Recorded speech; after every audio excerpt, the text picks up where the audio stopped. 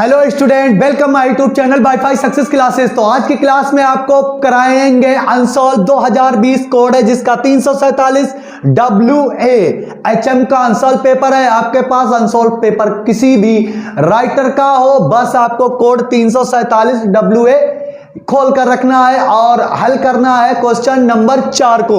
और question number 4 में प्रत्येक क्वेश्चन जो है वो 3 अंक का है, 3 मार्क्स का है, जिसमें खंड का खा गा घा 4 खंड होंगे और खंडों के अंदर भी डिवाइडेशन होता है अगर टिप्पणियां पूछी जाती हैं। तो चलिए देरी ना करते हुए वीडियो स्टार्ट करते हैं। और वीडियो स्टार्ट करने से पहले आपसे कह देना है कि वीडियो को ज्यादा से ज्यादा लाइक करें, शेयर करें अपने फ्रेंड सर्किल में। और जो भी स्टूडेंट हमारे चैनल से अब अनसॉल्व पेपर को हल करना सीखना चाहते हैं, इंप्रेशन जमाना चाहते हैं एग्जाम के समय पर, तो वो चैनल को सब्सक्राइब कर लें, बेल आइकन ऑल को प्रेस कर लें ताकि आने वाले वीडियो का नोटिफिकेशन आपको सबसे पहले मिल जाए। तो चलिए पढ़ते हैं प्रश्न नंबर 4 का 2 हिस्सों में दिया गया है। एक ये खंड दिया गया फर्स्ट और एक सेकंड। तो पहले खंड को पढ़ते हैं। डी ब्लॉक के तत्व अनुचुंबकीय लक्षण और परिवर्ती संयोजकताएं क्यों प्रदर्शित करते हैं। तो चलिए प्रश्न नंबर 4 का हेडिंग डालते हैं।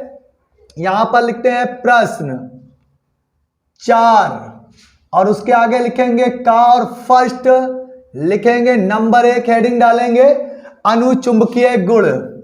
क्या लिखेंगे? अनुचुंबकीय गुण।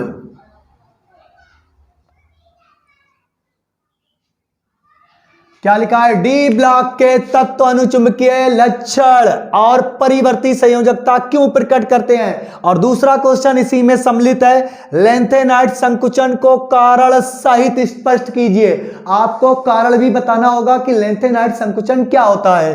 तो चलिए पहले लिखते हैं, इसके 2 लक्षण लिखने हैं और ये 3 अंकों में डिवाइड है। पहला क्वेश्चन है आपका 2 मार्क्स का और ये लेंथेनाइट संकुचन है 1 मार्क्स का। तो आपको लिखना होगा डी ब्लॉक के तत्व अनुचुंबकीय लक्षण क्यों प्रकट करते हैं। तो यहां पर अनुचुंबकीय लक्षण हेडिंग डाल लेंगे। तो पहले अनुचुंबकीय मालूम होना चाहिए अनुचुंबकीय क्या होते हैं। तो यहां पर स्टार्ट करते हैं। वे तत्व जिनके संयोजकता कोष में, ये हेडिंग है, संयोजकता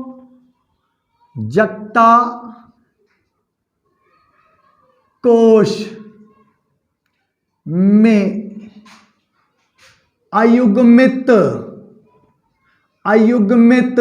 ये आपको लिखना होगा। यही मेन पॉइंट है कि वे तत्व जिनके संयोजकता कोष में अयुग्मित इलेक्ट्रॉन उपस्थित होते हैं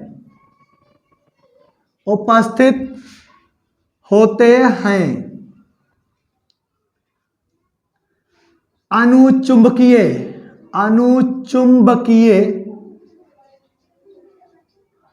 गुण प्रकट करते हैं। गर्मी काफी बढ़ गई है।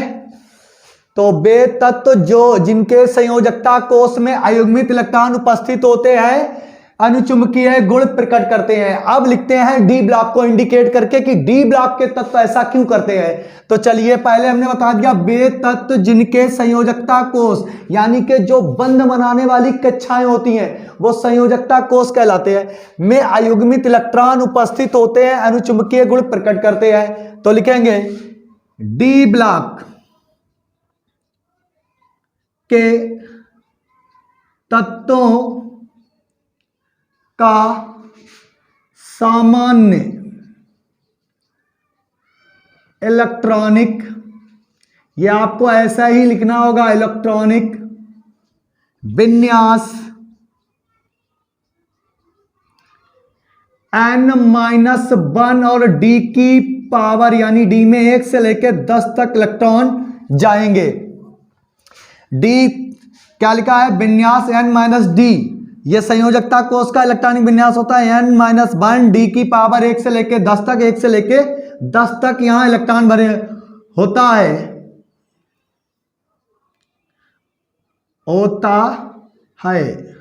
अर्थात जिंक कॉमा कैडमियम तथा मरकरी को छोड़कर Hg को छोड़कर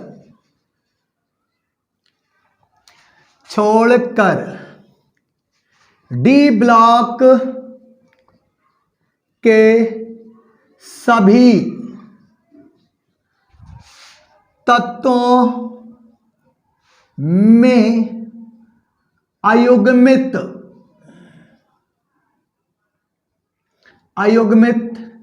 इलेक्ट्रॉन उपस्थित होते हैं। अतः ये सभी तत्व अनुचुंबकीय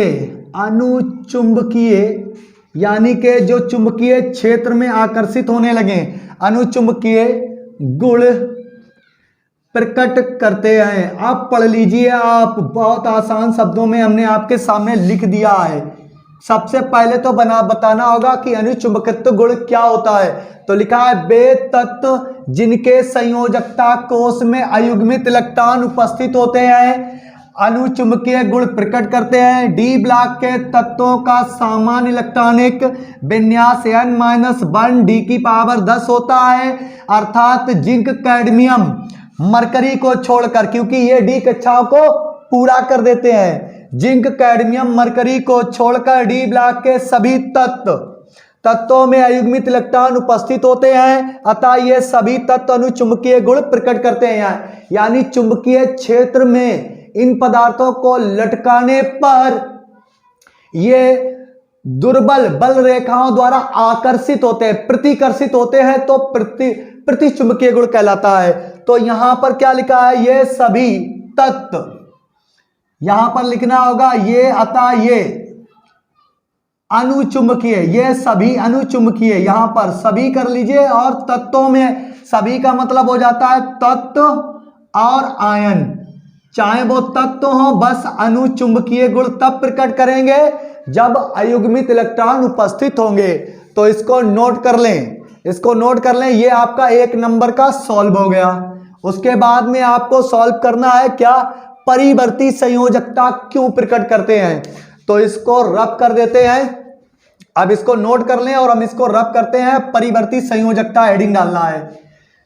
नंबर 2, परिवर्ती संयोजकता। चलिए इसको रब करते हैं और इसको आपने नोट कर लिया होगा अपनी नोटबुक पर।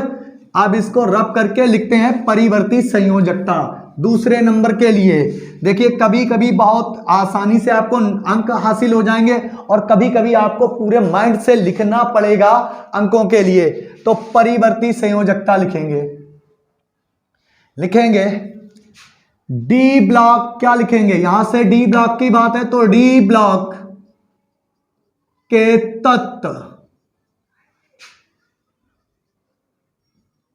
डी ब्लॉक के तत्व, यहां पर तत्वों से पहले एक शब्द और जोड़ दें, सभी तत्व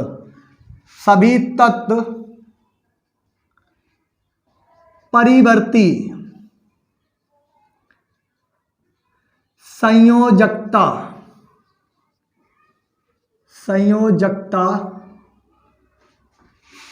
प्रकट करते हैं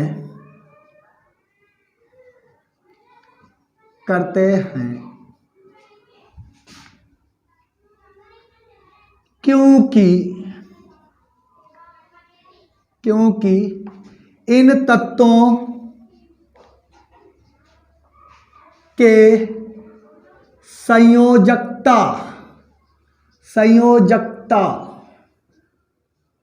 कोश, जो इलेक्ट्रॉनिक विन्यास होता है वही इसका संयोजकता कोश होता है। संयोजकता कोश n-1 और d⁻1 से लेके 10 तक ns2 ये होता है इसका इलेक्ट्रॉनिक विन्यास और यही कहलाता है इसके संयोजकता कोश।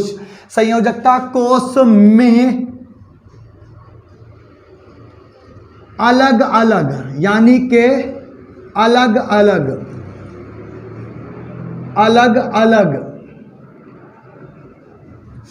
अयुग्मित इलेक्ट्रॉन, अयुग्मित इलेक्ट्रॉन उपस्थित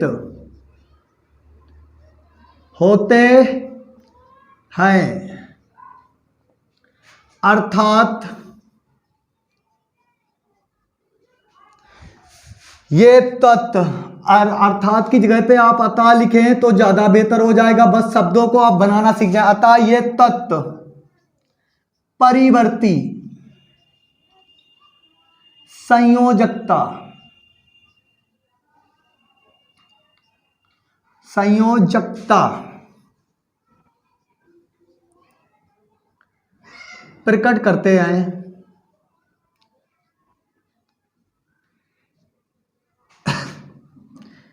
इन तत्वों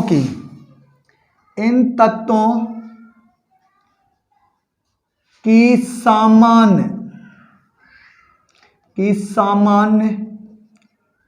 संयोजकता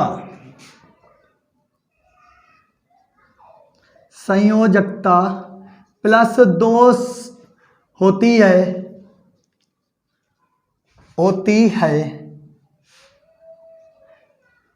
तथा ये तत्व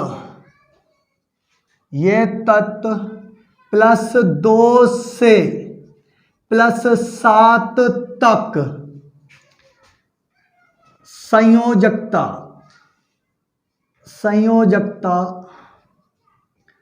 प्रकट करते हैं। अब बताते हैं आपको कैसे। तो ये परिवर्ती संयोजकता हो गई, ये हो गया आपका 1 नंबर का। आपको हल करना है, फर्स्ट क्वेश्चन था डी ब्लॉक के तत्वों का अनुचुंबकीय लक्षण, तो डी ब्लॉक के तत्वों का अनुचुंबकीय लक्षण लिख दिया, उसके बाद में परिवर्ती संयोजकता लिख दी। अब आ जाता है कि परिवर्ती संयोजकता आखिर होती क्या है, तो आपको बताते हैं बहुत आसान शब्दों में। कैसे बताएंगे, तो किसी भी श्रेणी में, डी ब्लॉक की कोई भी श्रेणी ले लो, तो प्रथम श्रेणी ले लेते हैं, कहां से स्टार्ट होती है, scandium, titanium, vanadium, chromium, manganese, iron, cobalt, nickel, copper और जिंक, ये हो जाती है आपकी 30। ठीक है, तो 21 से शुरू होता है, 21, 22, 23, 24, 25, 26, 27, 28 और 29 और 30, ये होती है आपकी प्रथम श्रेणी डी ब्लॉक की।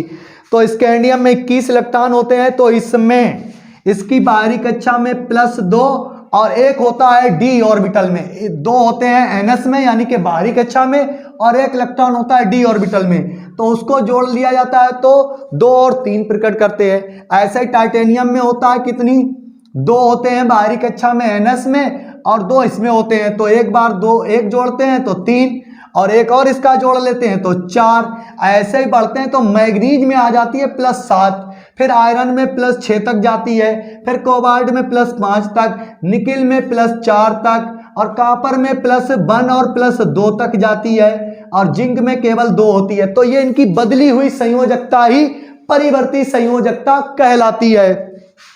ठीक है, अब आ जाता है नेक्स्ट क्वेश्चन, इसका 1 नंबर के लिए लेंथेनाइड संकुचन को कारण सहित समझाना है, यानी कि एफ ब्लॉक की पहली श्रेणी है, तो इसको हम यहां पर रब कर देते हैं, और इसका दूसरा पॉइंट यानी कि दूसरी हेडिंग डालते हैं लेंथेनाइड संकुचन। चलिए, तो यहां पर लिखते हैं नंबर 2 आपका आ जाएगा ऑप्शन, हेडिंग में लेंथेनॉइड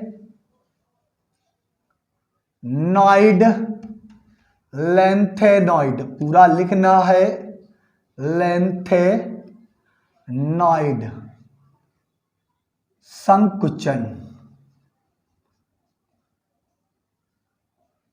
तो लेंथेनाइड संकुचन है, तो आपको बताना है लेंथेनम श्रेणी का, तो लिखेंगे लेंथेनाइड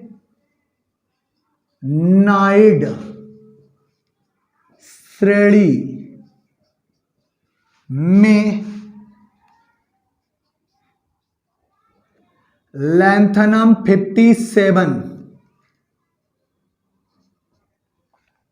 से ल्यूटीशियम ल्यूटीशियम तक जाना है, लैंथनम 57 से ल्यूटीशियम 71, यानी कि ल्यूटीशियम कितना हो गया 71, इसके बाद होगा हाफनियम 72। ठीक है, ल्यूटीशियम तक बाएं से दाएं, बाएं से दाएं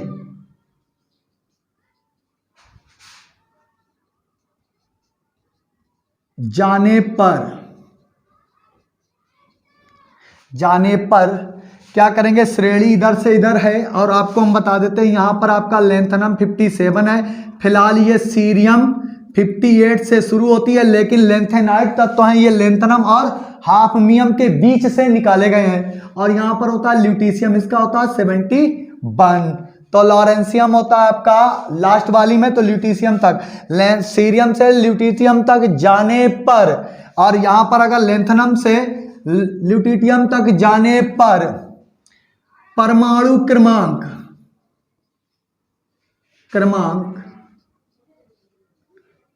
बढ़ने के साथ परमाणु क्रमांक बढ़ता रहेगा। कैसे बढ़ेगा, लैंथनम 57, सीरियम 58 है, फिर थोरियम, फिर उसके बाद में ऐसे ऐसे जाएंगे तो 71 पर आ जाएंगे। तो क्या है, लैंथेनाइड श्रेणी में लैंथनम से ल्यूटीशियम तक बाएं से दाएं जाने पर परमाणु क्रमांक बढ़ने के साथ साथ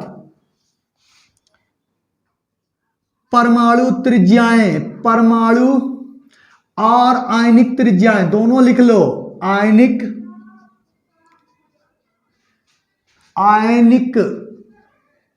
त्रिज्याएं घटती जाती हैं। क्या कह रहा है कि जैसे ही लैंथेनाइड श्रेणी में हम बाएं से दाएं जाते हैं, बाएं से दाएं यानी कि लैंथनम से ल्यूटीशियम तक जाते हैं, तो परमाणु क्रमांक बढ़ता जाता है, 57 से 71 हो जाता है। और परमाणु क्रमांक बढ़ने के साथ साथ परमाणु और आयनिक त्रिज्याएं घटती जाती हैं। अब इसका कारण लिखना होगा, क्योंकि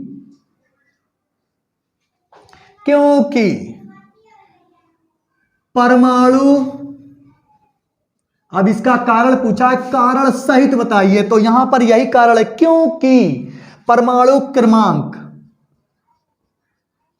क्रमांक बढ़ने के साथ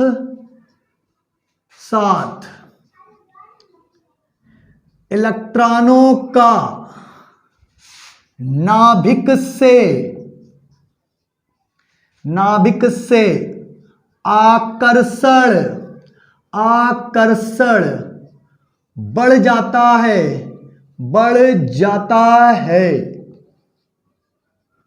और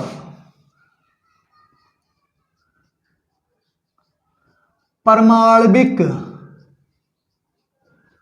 और आयनिक त्रिज्याएं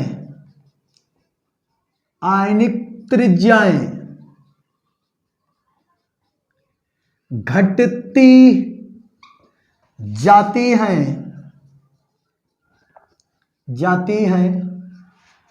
परमाणु त्रिज्याओं में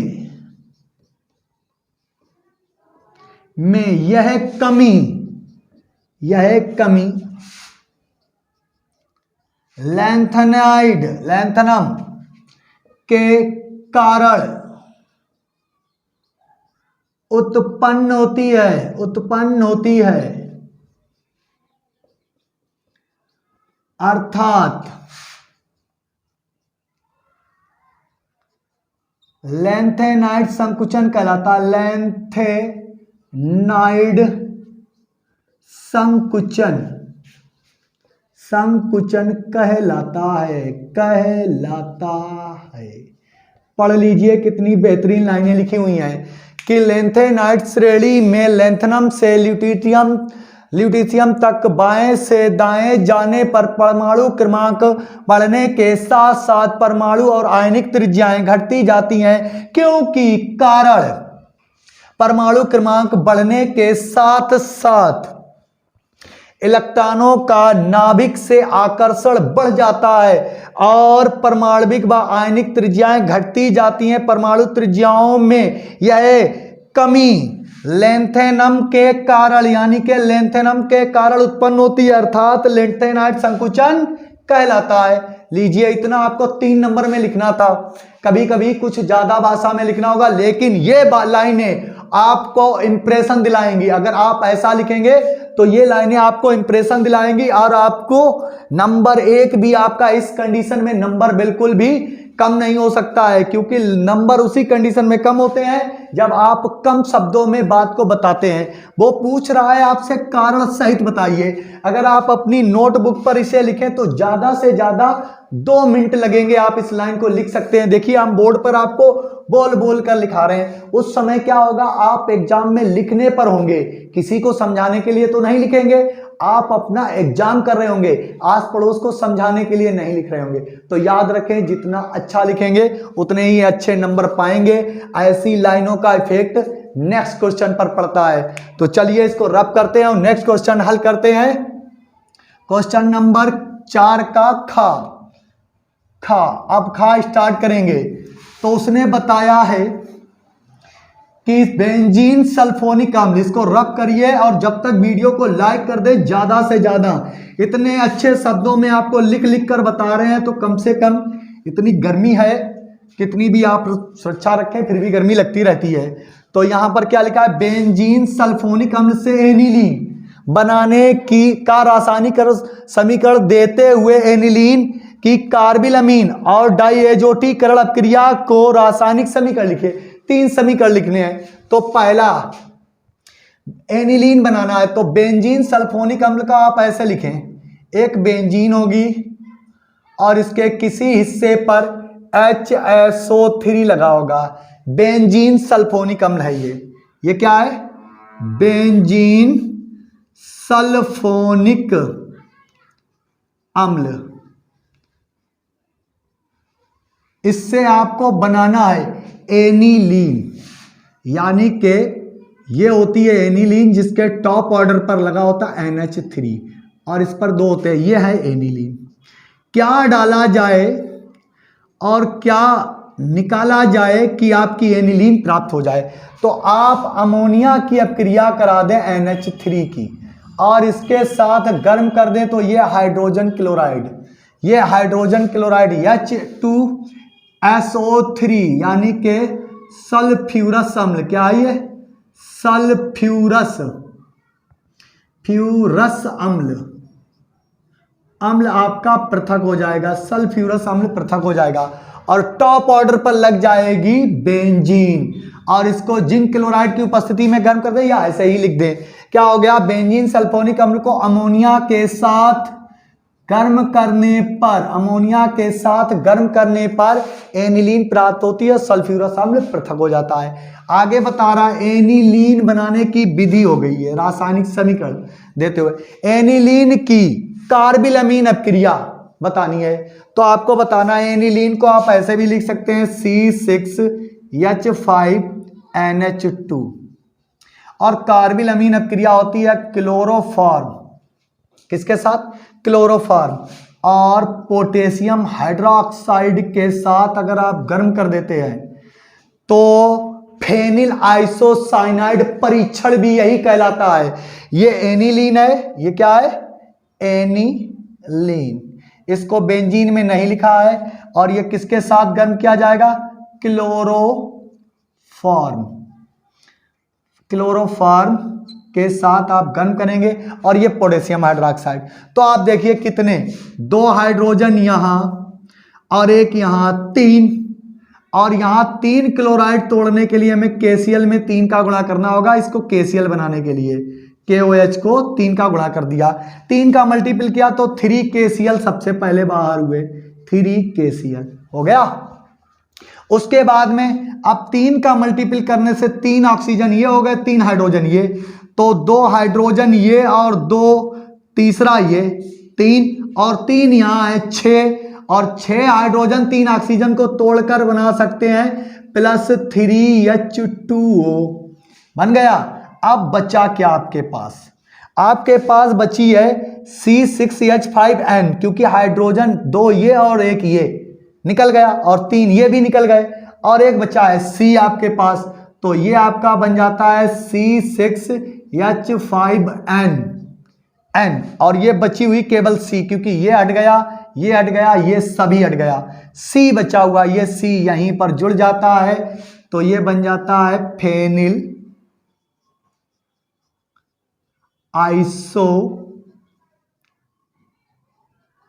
साइनाइड। ये फेनिल आइसोसाइनाइड परीक्षण भी कहलाता है। जब भी आपको फेनिल आइसोसाइनाइड परीक्षण पूछा जाए तो आप कौन सी अभिक्रिया करेंगे? कार्बिल एमीन अभिक्रिया है, एमीन अभिक्रिया। ये हो गया आपका दूसरा ऑप्शन सही। अब वो बता रहा है कि डाईएजोटीकरण, तो आपने पढ़ा होगा बेंजीन डाईएजोनियम क्लोराइड, तो उसको बनाना है, तो देखिए किसको, C6H5NH2 को नाइट्रस अम्ल HNO2 और हाइड्रोजन क्लोराइड HCl के साथ सोडियम नाइट्राइड यानी कि NaNO2 की उपस्थिति में आप गर्म कर दें तो आपको बेंजीन डाइजोनियम क्लोराइड मिल जाएगा। अब पहले सिर्फ जल बनाना है। देखिए 2 हाइड्रोजन यहां, तीसरा यहां, चौथा यहां, तो 2 और 1 3, 3 और 1 4, 4 हाइड्रोजन 2 ऑक्सीजन को तोड़ देंगे तो आपका बन जाएगा 2H2O बन गया। अब शेष क्या बचा? एक नाइट्रोजन पहले से था, ये नाइट्रोजन इसके साथ N2 कर देगा और ये क्लोराइड भी इसके साथ जुड़ जाएगा, तो आपका फंक्शन बनेगा C6H5N2 और Cl, इस पर प्लस और इस पर माइनस। यही आपका कहलाता है बेंजीन डाईएजोनियम,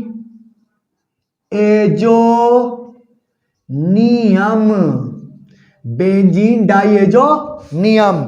यही डाईएजोटीकरण अभिक्रिया है।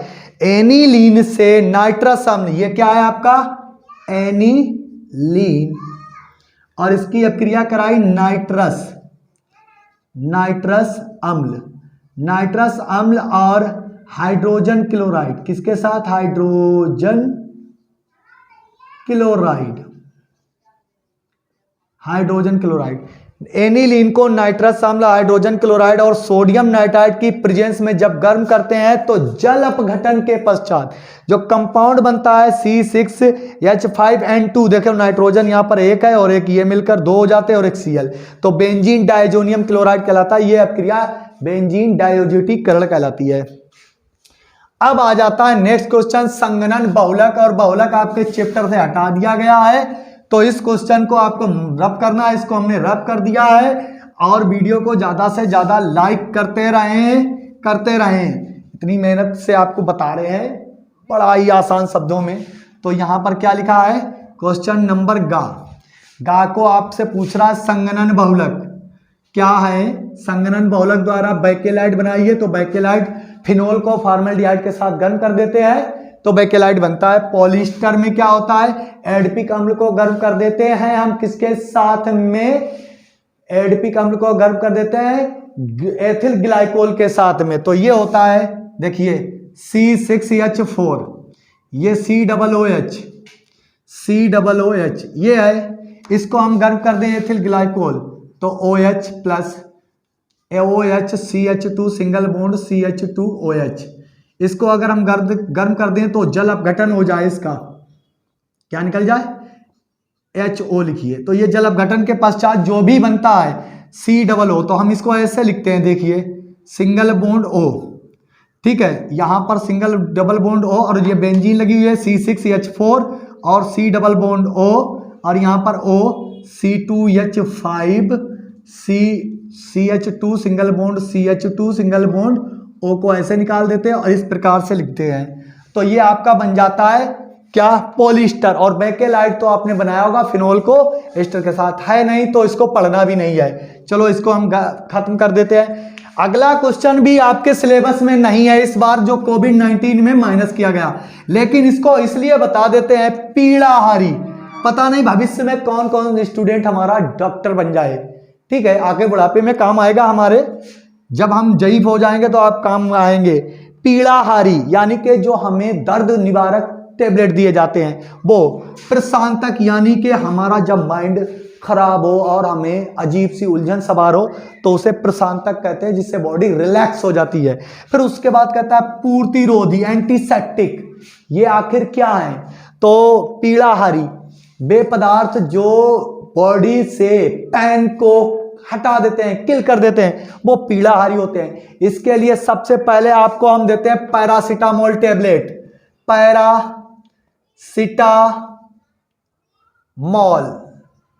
पैरासीटामोल टेबलेट देते हैं और इसका फार्मूला होता है, ये लीजिए, OH यहां लगा होता है और NH2 NHCO और CH3, ये होती है पैरासीटामोल की टेबलेट में। ये कॉम्बिनेशन होता है, फिनोल पर एक लगा होता है एसिटामाइड, पैरा एसिटामाइड फिनोल होता है, ये पैरासीटामोल कहलाता है। पैरा पर लगा हुआ है इसीलिए पैरासीटामोल। पैरा एसिटा क्या लिखा है? पैरा एसिटामोल, इसलिए ये फिनोल है। ये पैरा एसिटामोल होता है जो दर्द निवारक गोली टेबलेट बनाई जाती है और इससे बुखार भी कम होता है। इसके बाद प्रशांतक, जब आपका माइंड डिप्रेशन में हो, आपका माइंड डिप्रेशन में हो तो आपको ट्रांसक्यूलिनिजर दिया जाता है। तो यहां पर आपके लिए आ जाता है एक नया जो दर्द निवारक के लिए होता है, वो होता है बारब्यूटेरिक अम्ल। ये बारब्यूटेरिक अम्ल होता है कि बेंजीन होती है, ये बारब्यूटेरिक अम्ल एक बेंजीन होती है जिसके इस कॉर्नर पर NH और इस कॉर्नर पर NH, एक पैरा पर एक ऑर्थो पर, और यहां पर क्विनोन लगे होते हैं, ऐसे ये क्विनोन लगे होते हैं। तो ये बारब्यूटेरिक अम्ल का फार्मूला है। ये बारब्यूटेरिक अम्ल की जो गोली होती है वो प्रशांतक के लिए दी जाती है, जिसे हम कहते हैं ट्रांसक्यूलिजर्स। उसके बाद में आ जाती है पूर्तिरोधी यानी कि एंटीसेप्टिक, हमारे अंदर कहीं घाव हो जाए उसको धोने के काम करती है। तो लिखते हैं क्लोरो, इसका नाम है, इसकी दवाई होती है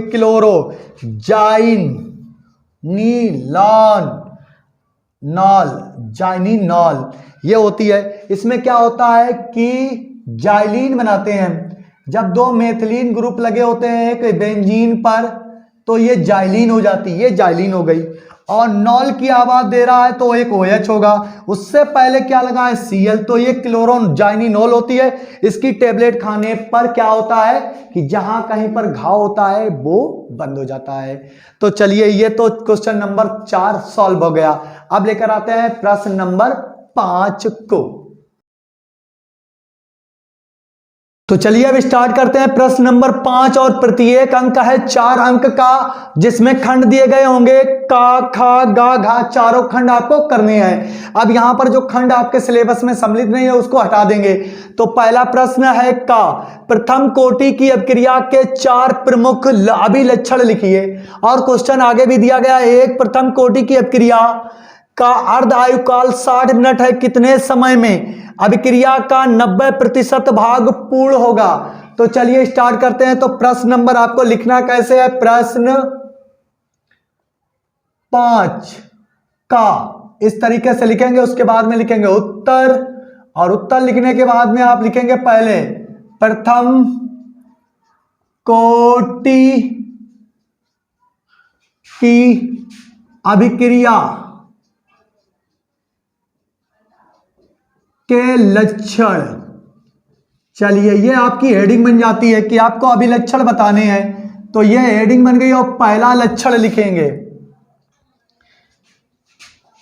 प्रथम कोटि, पहला स्टार्ट करिए, चलिए मेरे साथ साथ में रिपीट करिए और याद करिए। प्रथम कोटि की अभिक्रिया में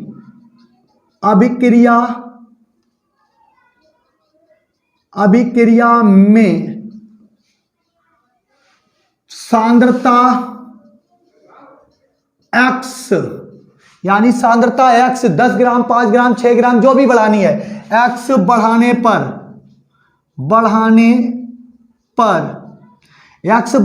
पर वेग N गुना हो जाता है, यानी कि N गुना हो जाता है। यह पहला लक्षण हो गया। अगर सांद्रता आपने 10-20% बढ़ा दी तो कुछ ना कुछ वेग जरूर बढ़ जाएगा। दूसरा पॉइंट लिखते हैं, नंबर 2। दूसरा पॉइंट लिखेंगे, प्रथम कोटि की अभिक्रिया, प्रथम कोटि की अभिक्रिया में अभिकारक, और यहां पर में लिखेंगे एक अभिकारक, केवल एक अभिकारक अणु,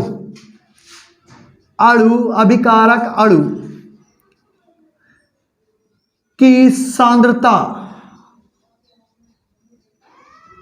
घात पर निर्भर करती है। निर्भर अणु, प्रथम कोटि की अभिक्रिया में एक अभिकारक अणु की सांद्रता परिवर्तन, अभिकारक अणु की सांद्रता परिवर्तन की घात, यहां पर लिखेंगे सांद्रता परिवर्तन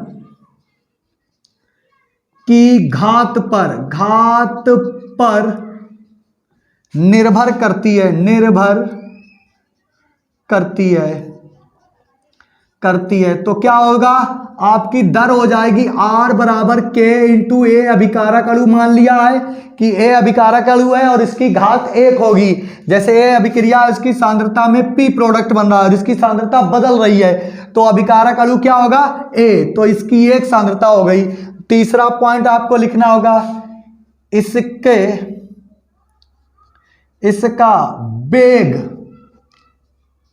इसका वेग मोल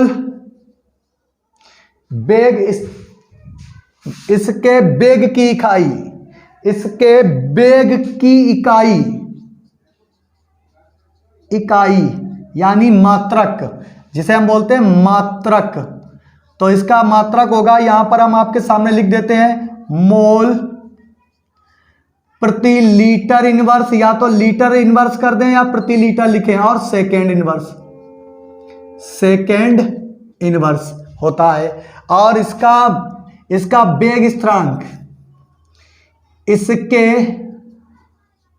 वेग स्थिरांक, यहां पर स्थिरांक लग गया है तो स्थिरांक में भाई बात लगी, या वेग की इकाई कितनी है, मोल लीटर सेकेंड इनवर्स, और यहां इसके वेग स्थिरांक का मात्रक या इकाई, मात्रक केवल होता है सेकेंड इनवर्स। समय घंटों और मिनटों में हो सकता है, समय इनवर्स बोल सकते हैं या सेकेंड इनवर्स बोल सकते हैं। ये हो गए आपके 3 पॉइंट। नंबर 4, इसके वेग का संबंध, इसके वेग का संबंध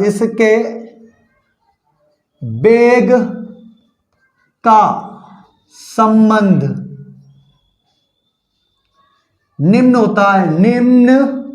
होता है। तो वेग का संबंध आप क्या लिखेंगे, k बराबर 2.303 upon t log base 10 a upon a minus x, ये होता है इसके वेग का संबंध। ये हो गया अपक्रिया के 4 लक्षण, प्रथम कोटि की अपक्रिया के 4 लक्षण। देख लीजिए, इसको नोट कर लीजिए और आगे बढ़ जाते हैं। प्रश्न आगे क्या कहता है, एक प्रथम कोटि की अपक्रिया का अर्ध आयुकाल 60 मिनट है, कितने समय में अपक्रिया 90% पूरी हो जाएगी। तो चलिए अब इसको रब कर देते हैं और अगला क्वेश्चन, आगे की जो कहानी है वो लिखते हैं। चलिए इसको रब करते हैं। आपने नोट कर लिया होगा, जब तक वीडियो को ज्यादा से ज्यादा लाइक कर दें। अब कहता है नेक्स्ट, अब इसकी नेक्स्ट बारी आ जाती है और नेक्स्ट पारी खेलने का मौका आ जाता है। देखिए कितना मजेदार क्वेश्चन है। एक प्रथम कोटि की अपक्रिया की अर्ध आयुकाल, अर्ध आयुकाल का मतलब होता है टी हाफ, दिया है, यहां पर लिखेंगे दिया है, टी हाफ बराबर 60 मिनट। हमने बताया समय मिनट घंटों में हो सकता है। अब हम लिखेंगे किससे, अर्ध आयु काल से। अर्ध आयु काल बराबर होता है टी हाफ बराबर 0.693 अपॉन के अब इसको हम और आगे बढ़ा लेते हैं यहाँ पर, क्योंकि बोर्ड में जगह कम है, 2 शर्तें पूरी करनी है। तो k को इधर ले आते हैं, तो k बराबर लिख सकते हैं 0.693 अपॉन टी हाफ, यानी कि अर्धआयुकाल। अब इसमें हम समय रख देंगे 60 और डिवाइड लगा देंगे, तो टी हाफ नहीं सॉरी k बराबर, ये आगे पहुंचा, ये पहली स्टेप है, ये दूसरी स्टेप है, या करके लिख सकते हैं हम इसको। तो हमें निकालना है k की वैल्यू, तभी तो हमें दर पता चल जाए तो हम ये निकाल सकते हैं, दर हमें ज्ञात हो जाएगी तो हम ये निकाल सकते हैं। तो हम ये वाला फार्मूला रखें या ये रखें, बात दोनों एक ही हैं। तो k बराबर 0.693 अपॉन 60, पॉइंट हटाएंगे 1 2 3 0, 1 2 3 0 बढ़ा लेंगे, ठीक है। अब यहाँ पर k बराबर, अब ऊपर बचा 1 2 3 4 0 हो गई, तो यहाँ पर 693 लिख लीजिए और गुणे 10 की घात है -4 कर लीजिए, और नीचे लिखिए 6 का डिवाइड 693 में लगाएंगे, 693 में 6 का डिवाइड लगाएंगे तो 6 एकन 6, पूरा कट गया, 9 का उतारा लेंगे तो हमारा भाग नहीं जाएगा, 6 एकन 6, तो यहाँ पर कितने बचेंगे 3, फिर हम 3 का उतारा लेंगे, 6 पंचे 30 हो गए, फिर 3 उतारेंगे, भाग नहीं जाएगा, भाग का बिंदी पॉइंट लगाएंगे, 6 पंचे 30, यानी कि पूरा कट गया। आंसर आया आपका k बराबर 115.5 इंटू 10 की पावर -4।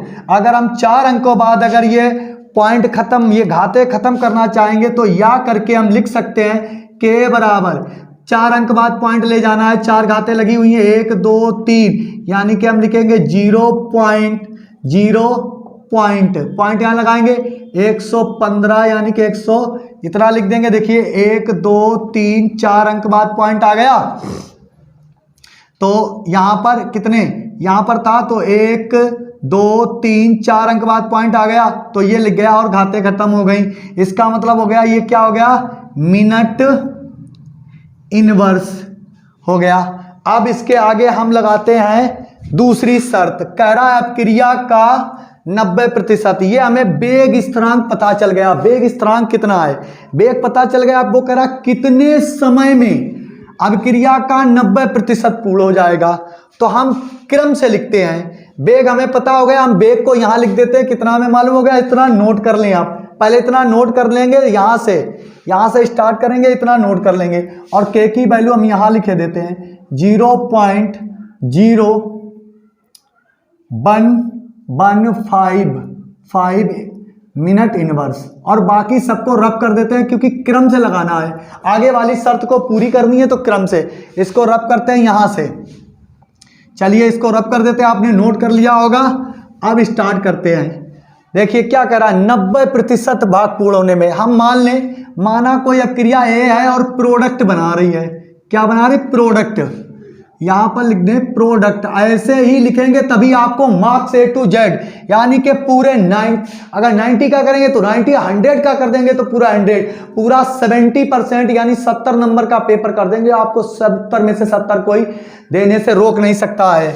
तो लिखेंगे प्रारंभ में, क्या होता है, प्रारंभ में ए अभिकारक जो होता है उसकी सांद्रता स्मॉल ए लेते हैं और वो होती है अपने आप में 100%, यानी अभिकारक ए की सांद्रता स्मॉल ए है, वो अभिकारक 100% है, और उस समय होगा 0, और सांद्रता परिवर्तन तो यक्स बराबर भी 0 हो जाएगी, सांद्रता परिवर्तन को यक्स से लिखते हैं। अब लिखता है कि कितने समय बाद, यानी कि t समय बाद अभिकारक ए की सांद्रता ए की सांद्रता 90%, कितनी दी गई 90% पूर्ण होने पर तो लिखेंगे a माइनस यक्स और a की सांद्रता प्रारंभ में कितनी होगी 100, घटित कितनी हो रही सांद्रता परिवर्तन 1 यक्स यानी कि 100 माइनस 90 और बचा कितना आपके 10%। अब लिखाएंगे प्रथम वेग स्थिरांक, यहां पर लिख देंगे ऐसे डैश लगा के, स्थिरांक नियम से। तो प्रथम वेग स्थिरांक होता है k बराबर 2.303 upon T log base 10a upon a minus x.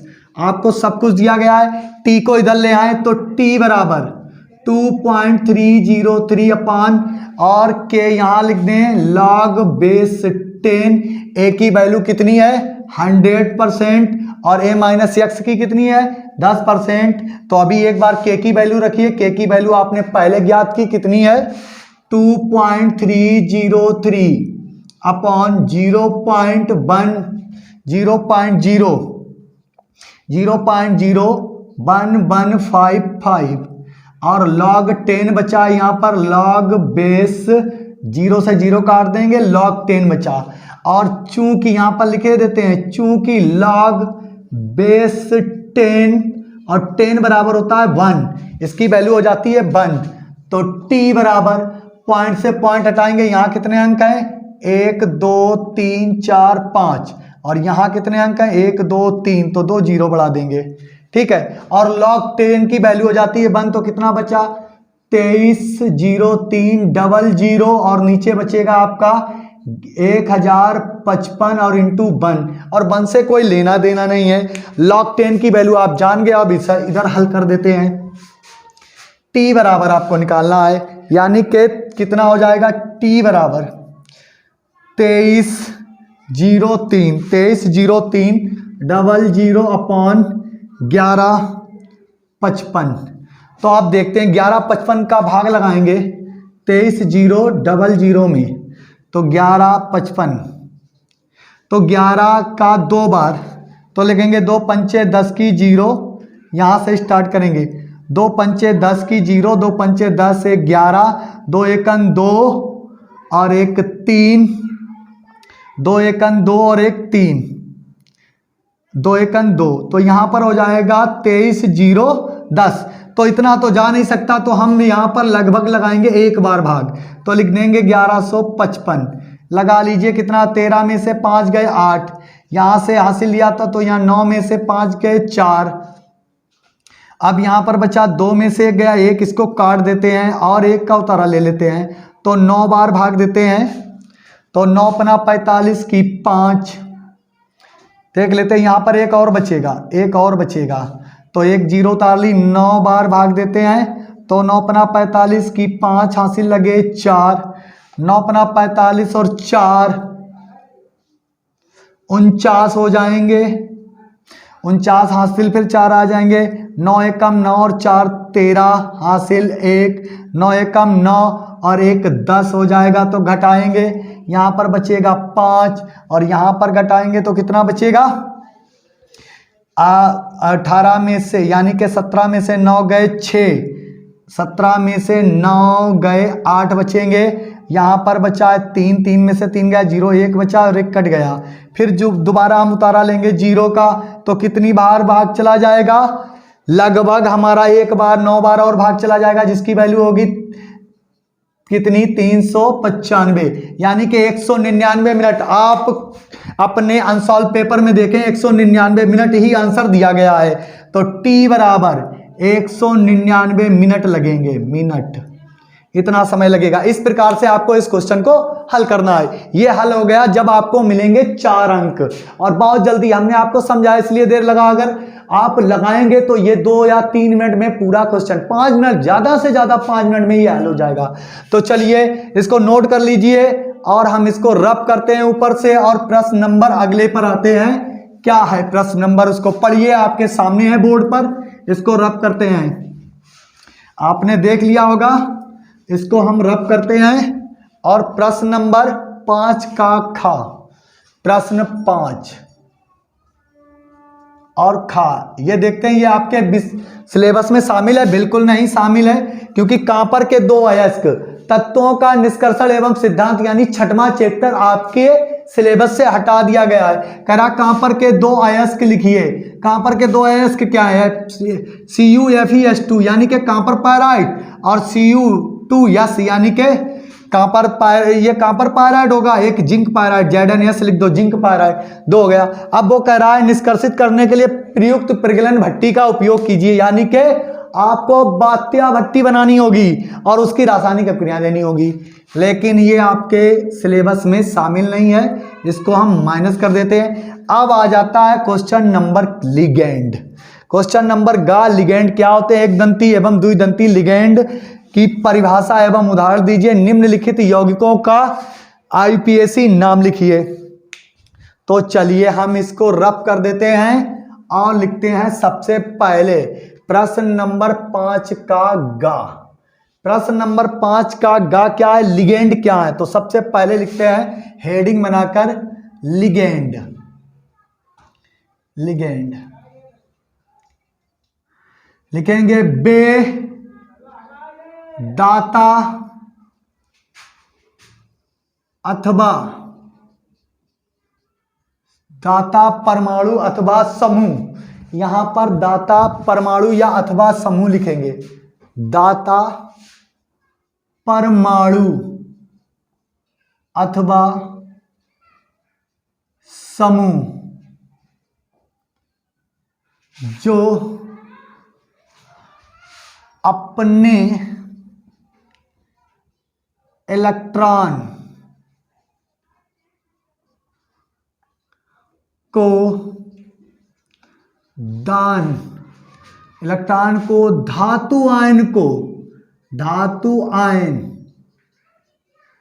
या परमाणु को, धातु आयन या परमाणु को, क्या लिखा है, बेदाता परमाणु अथवा समूह जो अपने इलेक्ट्रॉन को धातु आयन या परमाणु को दान करके उपसह संयोजक आबंध का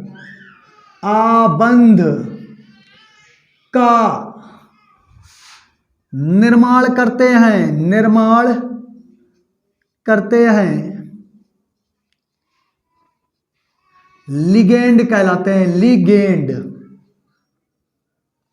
आबंध का निर्माण करते हैं और या उपसह संयोजक यौगिक बनाते हैं, लिगेंड कहलाते हैं। ये हो गया लिगेंड। क्या लिखा है, बेदाता परमाणु अथवा समूह जो अपने इलेक्ट्रॉनों को धातु आयन या परमाणु को दान करके उपसह संयोजक आबंध का निर्माण करते हैं, लिगेंड कहलाते हैं। अब कह रहा है एक दंती लिगेंड, तो लिखेंगे ए हेडिंग बना लो, एक दंती लिगेंड, एक दंती लिगेंड। तो चलिए स्टार्ट करिए। एक दंती लिगेंड क्या होते हैं, एक दंती लिगेंड के लिए आपने लिखना होगा बे दाता परमाणु अथवा समूह जिनके पास,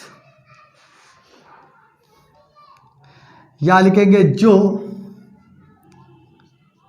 अपना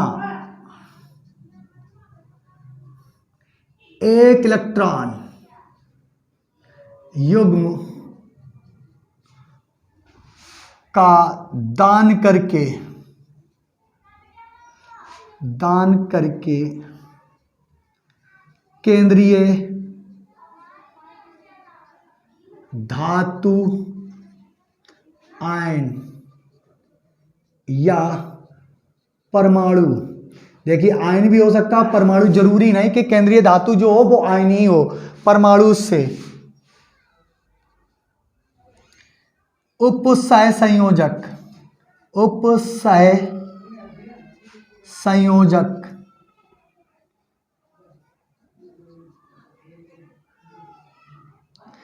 बंध का निर्माण करते हैं।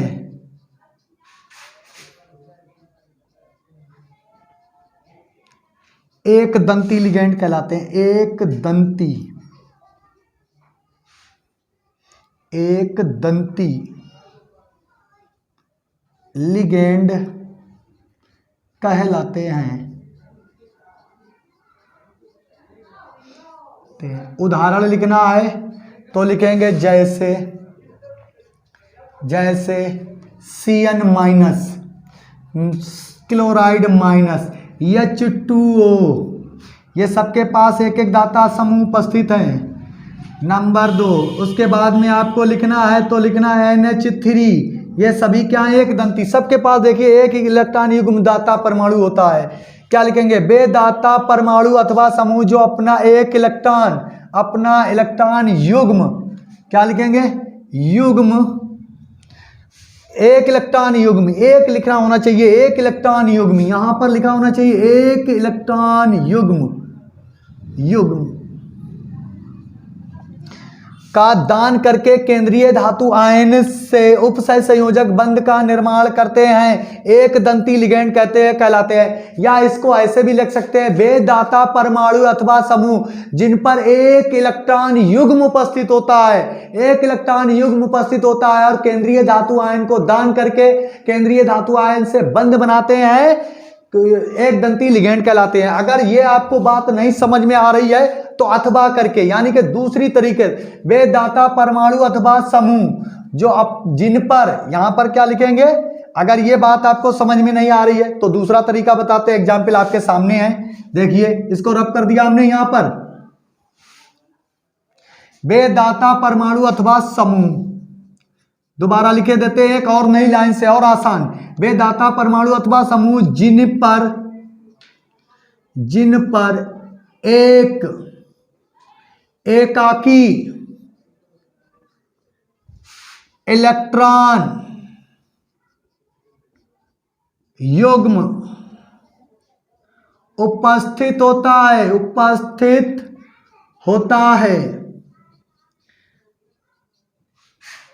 जो केंद्रीय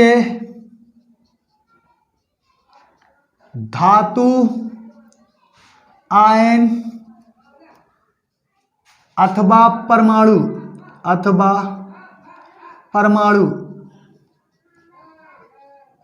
से एकल आबंध बनाते हैं, एकल आबंध, और आबंध कैसा बनता है, उपसय संयोजी आबंध बनाते हैं, एक दंती लिगेंड कहलाते हैं, एक दंती लिगेंड कहलाते हैं। लीजिए दूसरी परिभाषा, अगर वो बात आपके समझ नहीं आ रही तो दूसरी, लिगेंड कहलाते हैं, ये लीजिए, ये आसान हो गई। क्या होती है, बेदाता अथवा परमाणु समूह जिन पर एक एकाकी इलेक्ट्रॉन युग्म उपस्थित होता है, जो केंद्रीय धातु आयन अथवा परमाणु से एकल आबंध बनाते हैं, एक दंती लिगेंड कहलाते हैं। उसके बाद में आ जाता है द्विदंती लिगेंड। अब यहां पर द्विदंती के लिए क्या है, ये तो आपके एक दंती के एग्जाम्पल हो गए, अब यहीं पर हम बना देते हैं आपके लिए द्विदंती। इसको चाहे नोट कर लें, हम थोड़ी देर वेट कर लेते हैं, रुक जाते हैं तो इसको आप नोट कर लें। चलिए नोट हो गया, इतनी देर में आगे चलाते हैं। द्विदंती इसी में बदल देंगे, द्विदंती क्या लिखेंगे, बेदाता परमाणु अथवा समूह जिन पर एक नहीं दो एकाकी इलेक्ट्रॉन युग्म उपस्थित होते हैं, होता नहीं है, वो होते हैं, क्योंकि बहुवचन जो केंद्रीय धातु आयन या परमाणु से द्विक बंध बनाते हैं, कितने द्विक बंध बनाते हैं, द्विक आबंध बनाते हैं, क्या कहलाते हैं, द्विदंती लिगेंड कहलाते हैं। लिखिए द्विदंती लिगेंड कहलाते हैं। अब दिखाते हैं कैसे होते हैं द्विदंती लिगेंड। जैसे CH2NH2 एथिलीन डाइअमीन, ये आपका द्विदंती लिगेंड हो गया, देखिए ये यहां पर। इसके बाद में ऑक्जिलेट आयन, ये लीजिए ऑक्जिलेट आयन हो गया, ये आपका द्विदंती लिगेंड। देखिए एक दाता परमाणु यहाँ, एक दाता परमाणु यहाँ, एक दाता परमाणु यहाँ, यहाँ दो दाता परमाणु, एक है एथिलीन डाइअमीन और ऑक्जेलिकम। अब बता रहा है आगे बता रहा है निम्नलिखित यौगिकों के IUPAC नाम लिखिए। तो चलिए इसको नोट कर लें, ये भी हो गया आपका नोट। तो वीडियो अगर पसंद आ रहा है बहुत ज़्यादा तो वीडियो को लाइक करें और शेयर जरूर कर दिया करें। जितना शेयर करेंगे, जितना लाइक करेंगे, उतना ही आपको हम और बेहतर तरीके से बताने का प्रयास करेंगे। जैसे लिगेंड की परिभाषा 2 तरीके से बता दी, अब बताते हैं नाम। पहला आप लिख लेंगे, क्या लिखा है, H2O का होल 6 और लिखेंगे Cl3, इसका नाम लिखना है। दूसरा आपका K4Fe का होल 6, K4Fe का होल 6, ये नाम लिखने हैं। तो स्टार्ट करिए। हमने कोऑर्डिनेशन कंपाउंड में ऐसे नामकरण बताए कि आप जीवन में कभी नहीं भूलेंगे अगर सीख लें। तो कैसे लिखेंगे? चलिए, यहां पर तो कुछ नहीं दिया गया, इसमें दिया गया, पहले इसको लिखेंगे।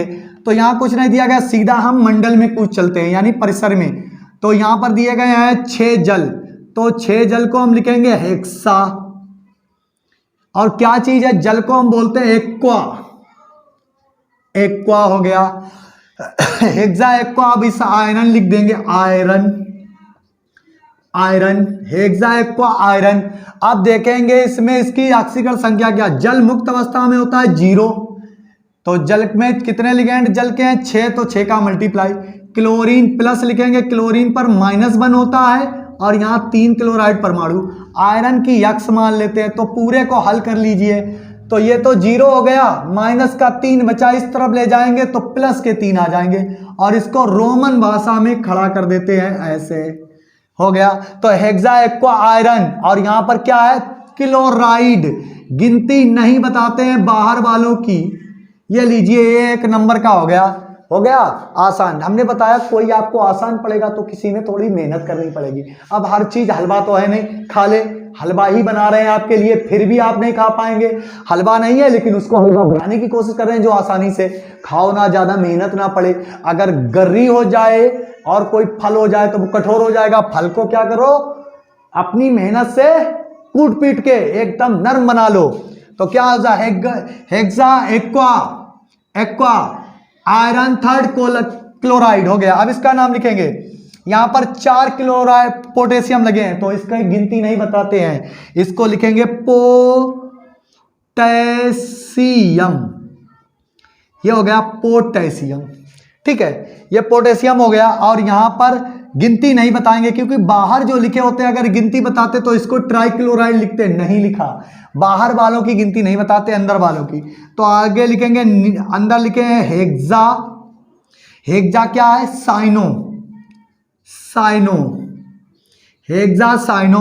और फेरस का नाम फेरेट हो जाएगा, फेरेट। कारण है कि जब भी माइनस का लिगेंड केंद्रीय धातु आयन से जुड़ा होता है तो उसके नाम के अंत में 8 जोड़ देते हैं, फेरस होता, फेरस हो गया। अब ऑक्सीकरण संख्या निकालते हैं। इसकी +4 होगी क्योंकि पोटेशियम की +1 होती है, इसकी -6। 4 में से 6 चले गए, 2 बचे और बराबर के इस तरफ जाएंगे तो 2 हो जाएंगे, 2 खड़े कर दिए इसके आगे रोमन भाषा में। ये इन दोनों के नाम हो गए, ये इन दोनों के नाम हो गए और प्लस नंबर गा का दी एंड हो गया। इसका कर दिया हमने अंतिम संस्कार, अंतिम संस्कार।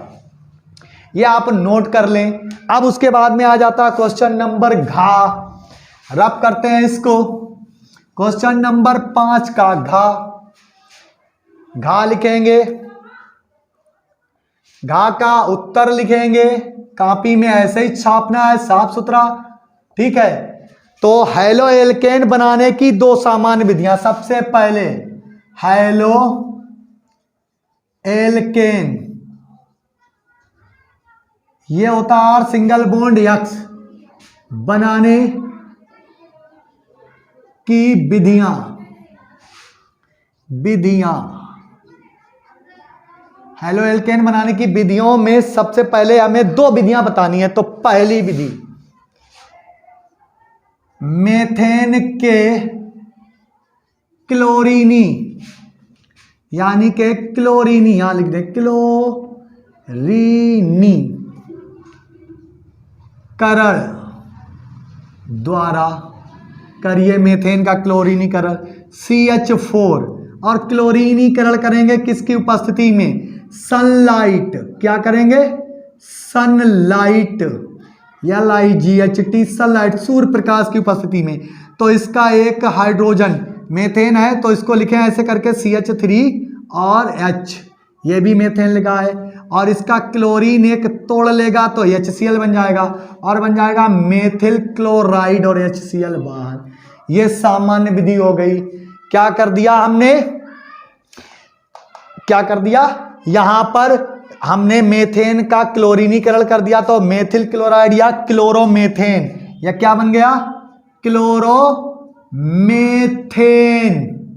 इसका मतलब है ये है आपका R और ये Cl है यक्स, और यक्स आप जानते हैं कि फ्लोरीन, क्लोरीन, ब्रोमीन और आयोडीन होते हैं, ये चार। एस्टाबिन होता उसकी कोई जरूरत नहीं।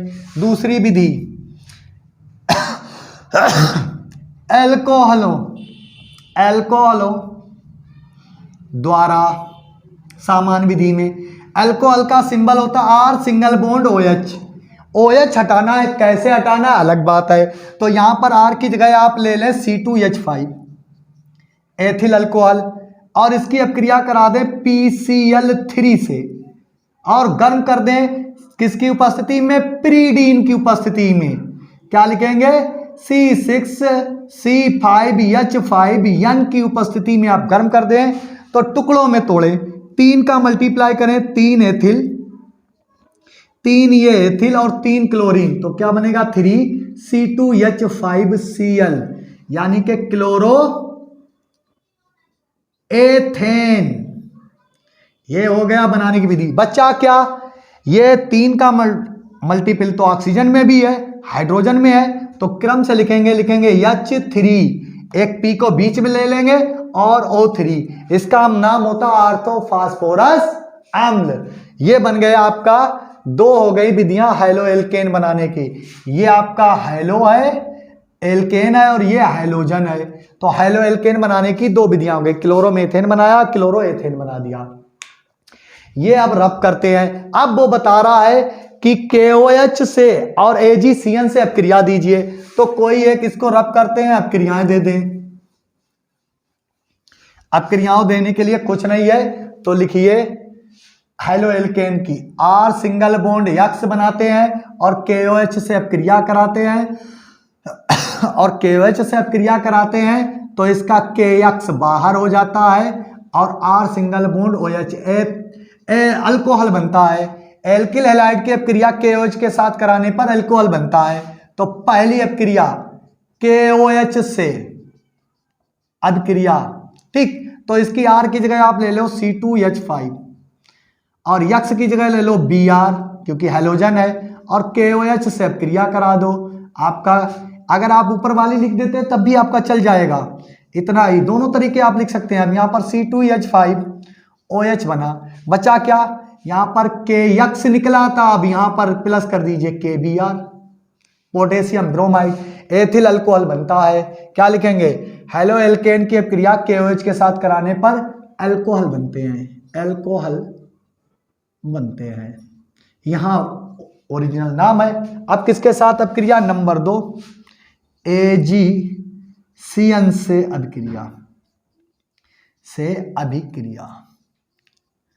तो लिखिए क्या लिखेंगे, AgCN से। तो यहां पर हम करेंगे AgCN की अपक्रिया, तो alkyl halide R single bond X plus AgCN, इसको जब हम गर्म करते हैं तो ये पलट जाता है, NC बन जाता है, यानी कि सिल्वर हैलाइड हो जाएगा और R सिंगल बॉन्ड NC बनता है। ये इसकी खासियत है कि जब सिल्वर साइनाइड की अपक्रिया किसके साथ होती है, एल्किल हैलाइड के साथ, तो आइसोसाइनाइड बनता है। ये बन गया एल्किल आइसोसाइनाइड, एल्किल आइसोसाइनाइड बन गया, ठीक है। और क्या निकल गया, AgX।